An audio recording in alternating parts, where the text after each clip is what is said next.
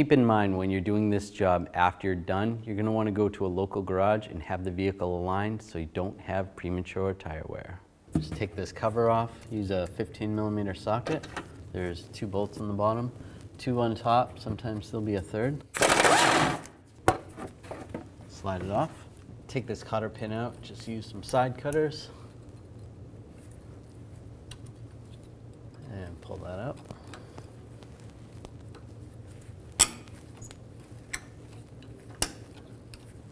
Just gonna use a little rust penetrant. It's a little rusty. Take a 21mm socket, take this nut off. Now I want to separate the idler arm from the steering bar. I'm just going to use a front end tool.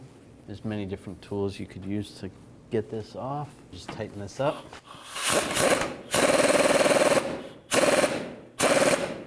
Put the nut on just so my tool doesn't slip off the stud. It's just going to use it as a guide. Another way you can try to do this is use the pickle fork.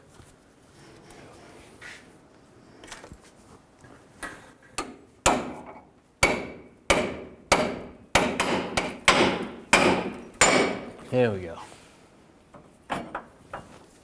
Slide that out. I'm going to take these 2 bolts out. I'm going to use a wrench, a 21mm wrench, backside to hold the nut.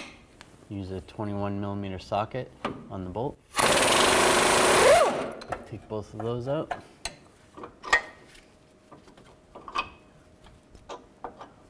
And pull the bolts out. And just grab the whole idle arm assembly and just slide it up. If you're going to replace just the arm or just the assembly, you're going to have to separate it. So use a 24mm socket. It helps to put it in a vise. And then you can use a puller and separate these 2.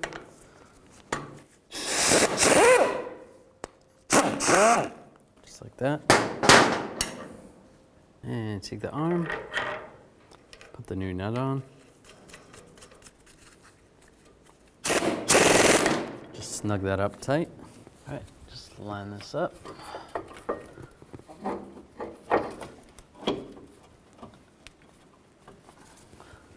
I have to tap this in place. That's good. Before you put the bolts through up top, just make sure it's going through this bar right here. And we'll put the bolts in.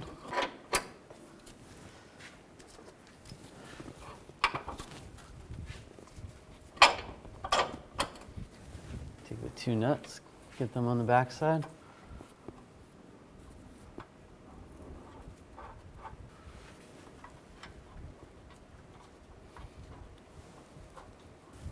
Snug these up. Set